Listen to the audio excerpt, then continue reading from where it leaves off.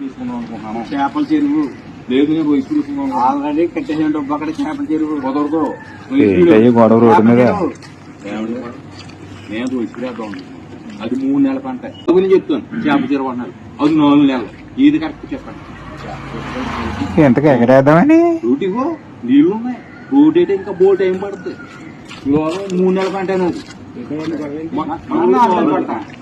ఒక్క నిమిషం మీకు గొడవ అవుతుంది. ఈయన ఎవరు వచ్చారు చెప్పేలా ఉన్నారు మీకు. మాకు ఏదో ఒక చేయండి.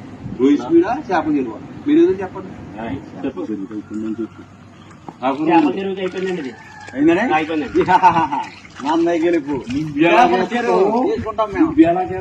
చూస్తాను.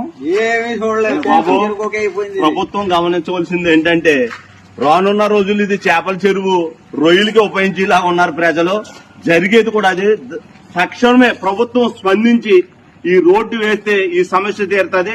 లేకపోతే ఇది చేపల చెరువుకి రొయ్యల చెరువుకి ఉపయోగపడుతుంది తప్ప ఈ రోడ్డు ఎందుకు అధికారులు స్పందించి ఈ రోడ్డు వేయవలసిందిగా కోరుచున్నాం.